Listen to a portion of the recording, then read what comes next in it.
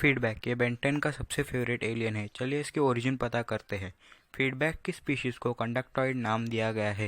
ये planet Tesla war nebula से है। टेस्ला इसमें निकोला की रेफरेंस है और वॉर यानी किस चीज़ की भूख। टेस्ला वॉर अर्थ से 60 लाइट ईयर्स दूर है।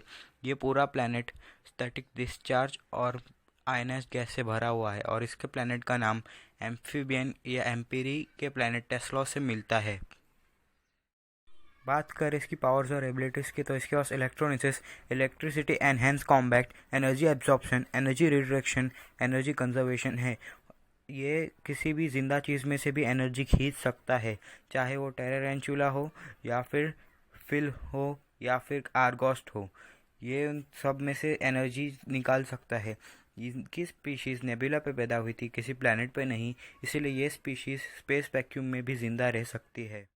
फीडबैक को time to time energy absorb करने की ज़रूरत होती है, नहीं तो फिर इनकी एनर्जी इनके अंदर ही समा जाती है या तो ख़त्म हो जाती है।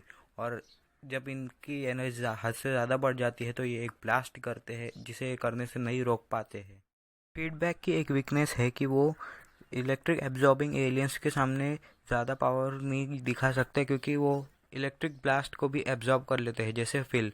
और जो फीडबैक मेल्स होते हैं वो नेगेटिवली चार्ज होते हैं और जो फीमेल्स होती है वो पॉजिटिवली चार्ज होती है। ये तो सेल की तरह है। ओमनिवर्स फ्लैशबैक की story Ben 10 destroy all aliens के बाद की है, जिसके बाद ही फीडबैक अनलॉक हुआ था।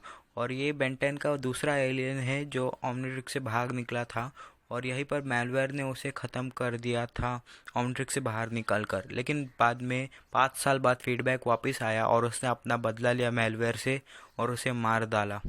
कुछ फैक्ट्स के बारे में बात करते हैं। जो बेन 23 के पास फीडबैक है उसने उसका नाम प्लग मैन रखा है। और जो पुराना फीडबैक था उसका कलर कोड बिल्कुल बर्ड शॉक की तरह दिखता था और जब भी फीडबैक कुछ बात करता है तो उसकी आवाज़ में एक बिजली जैसी आवाज़ आती थी। और डेरिक जे, जो कि बेन 10 शो के आर्ट डायरेक्टर हैं, उन्होंने बताया कि एक वजह हो सकती है कि बेन 10 ने अपनी ओमनिट्रिक्स पहनना छोड़ दिया क्योंकि फीडबैक डिस्ट्रॉय हो चुका था। एल्बिडो के अल्टीमेट्रिक्स में फीडबैक का डीएनए अवेलेबल नहीं है। ये बेन 10 के क्रिएटर्स ने खुद कंफर्म किया था, क्योंकि जिस वक्त एल्बिडो को पावर्स मिली थी एलियंस में ट्रांसफॉर्म होने की, उस वक्त कोडॉन स्ट्रीम में बेन 10 के फीडबैक का डीएनए अवेलेबल नहीं था, जिसकी वजह से उसे फीडबैक का ट्रांसफॉर्म होने की पावर नहीं मिली।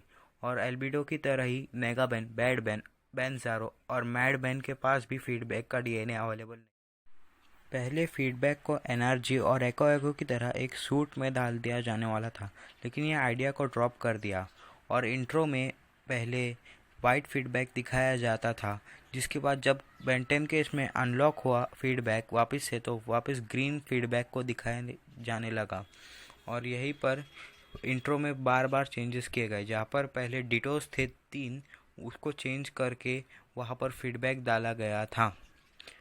क्या आपने ये बात नोटिस की? अगर नोटिस की होगी तो फिर नीचे कमेंट करके बताएं और अपने फेवरेट एलियन का नाम भी कमेंट करके बताएं और इस वीडियो को लाइक कीजिए।